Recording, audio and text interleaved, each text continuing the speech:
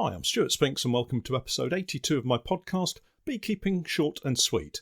Following on from last week, today I'm talking about autumn preparations and looking at the sugar syrup I use to feed my bees through the autumn to help them get through to next spring.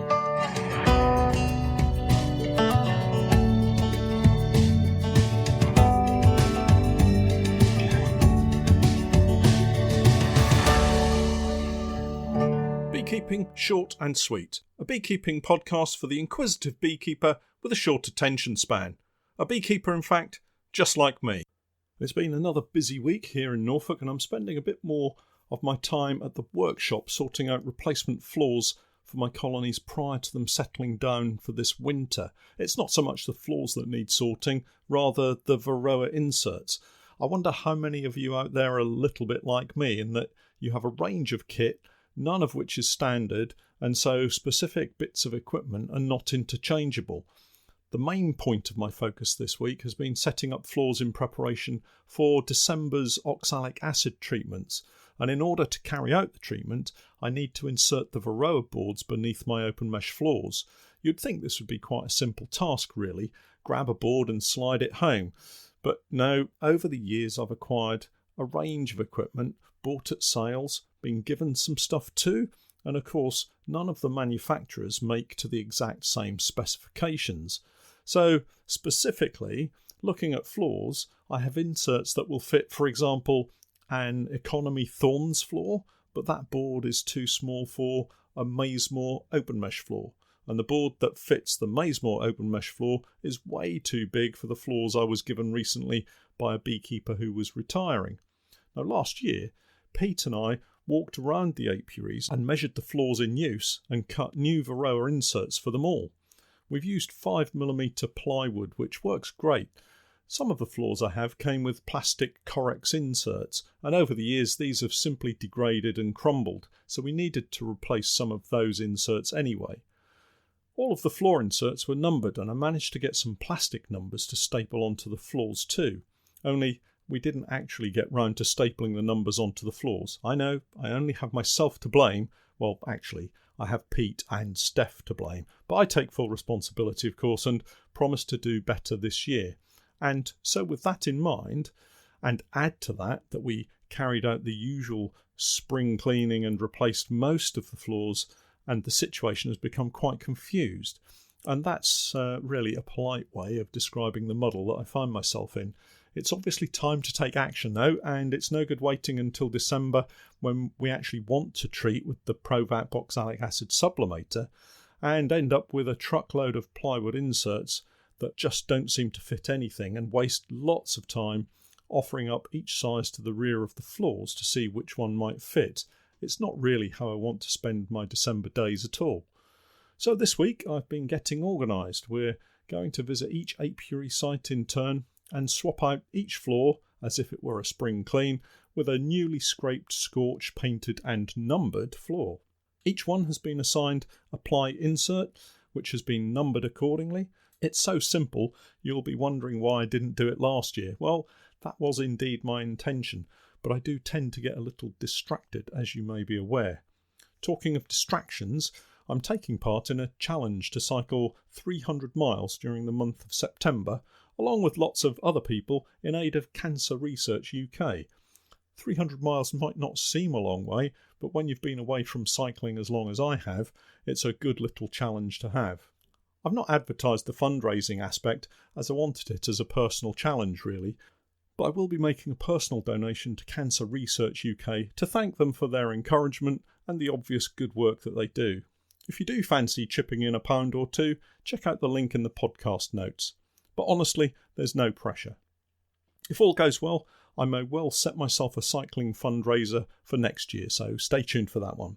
Anyway, distractions aside, I'm all set for the first apiary visit to swap out these floors, and at this time of the year I wouldn't normally be swapping out floors, leaving it rather until spring, but I do need to get these inserts sorted quickly. I don't intend carrying out many more inspections. All of the colonies appeared mostly queen right at the last inspections, although there are probably 5 or 6 colonies I will double check on for a variety of reasons. My main focus now is getting feed into the hives to see the colonies through to next spring. Once I've swapped out the first apiary site, I'll take the old floors back to the workshop, give them a clean and a scorch, a fresh lick of paint. I'm using a pale sage masonry paint at the moment, mostly because it was on offer, but it coats the floors really well and will give some much needed protection over the winter. Once that's sorted, we'll be working through the plywood rectangles to find the right size for each floor and start the process of numbering and swapping out again. One issue we will no doubt come up against is the fact that we're also using some new floors that we weren't using last year, so they won't have an insert pre-cut. To preempt this, I've got some sheets of 5mm ply ready at the workshop and Pete standing ready with his table saw and tape measure in hand. Hopefully we can get another batch sorted and ready to swap out on the same day. With any luck, we should have it all completed by the end of next week. We also have a lot of colonies currently in nuke boxes ready for overwintering. I was tempted to swap them out into full-size hives, but I want to see how they progress in the BS Honey 2-in-1 nukes. These are all set up as 6-frame nukes now, with one exception which remains 2 3-frame nukes with a divider down the middle. One slight challenge I have found with the BS Honey 2-in-1 nukes is the ability of the Corex divider to warp and buckle and therefore not precisely fit into the slot in the feeder or the roof and separate the two sides. This means that the roof gets pushed up a little and the bees are continually propolising the gap. I think I have mentioned this before, and the solution I've come up with is swapping out the Corex divider with a plywood version. It's worked so far, but it does create another issue in that the Corex divider is flexible, which makes it easy to remove, whereas the ply divider is rock solid and makes removing it a tad more challenging.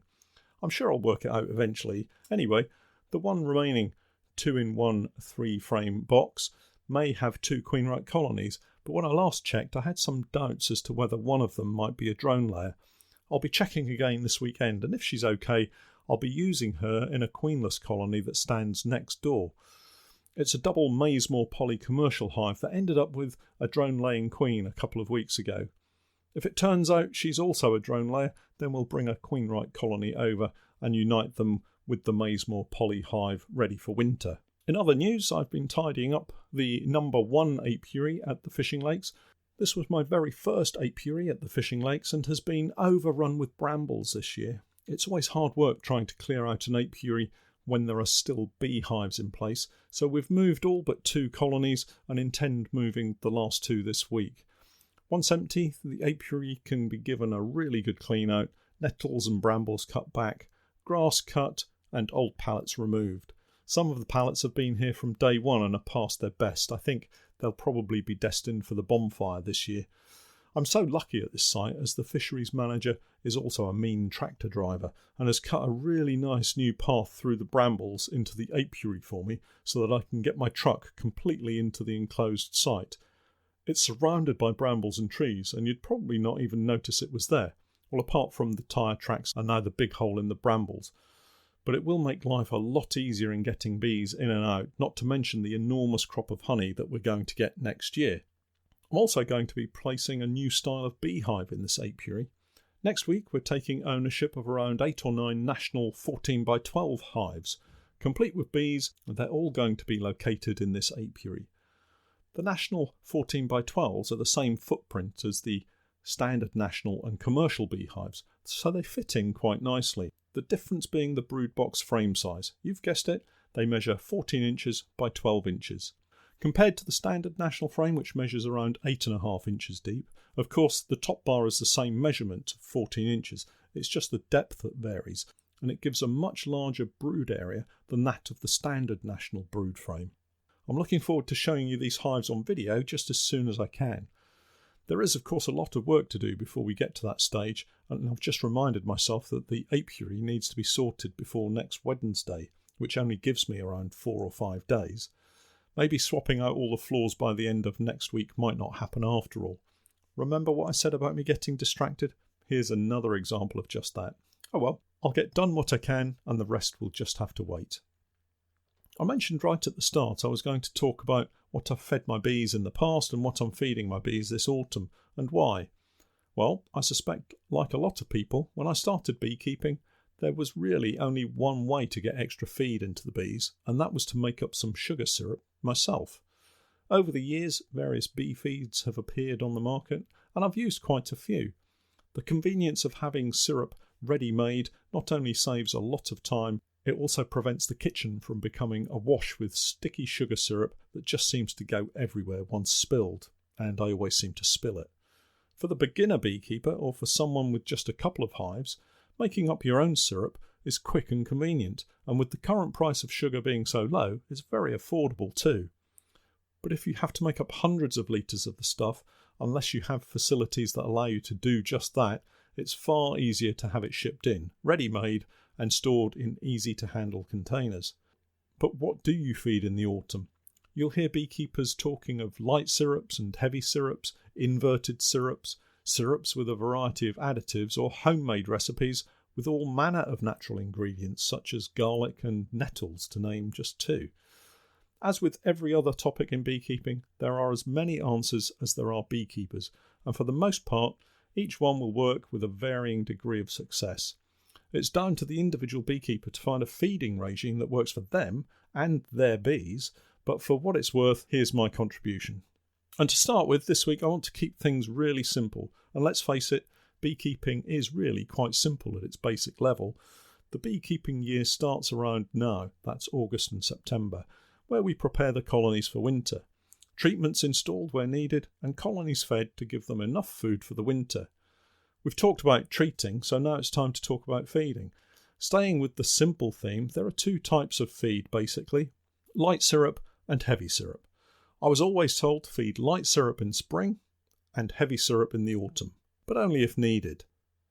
If you've decided to leave a super full of honey on your hive, then you may not need to feed at all, but that's for another conversation. So what's the difference between light syrup and heavy syrup? Well, again, sticking with the basics, we're talking about water content. Light syrup has more water in it than heavy syrup. It's as simple as that. Now we get to the complicated matters. How much more or less water is in both? Light syrup is normally thought of as a 1-to-1 ratio of sugar to water, and heavy syrup a ratio of 2-to-1 sugar to water. But hang on, Stewart, I hear you cry. Do you mean by volume or by weight?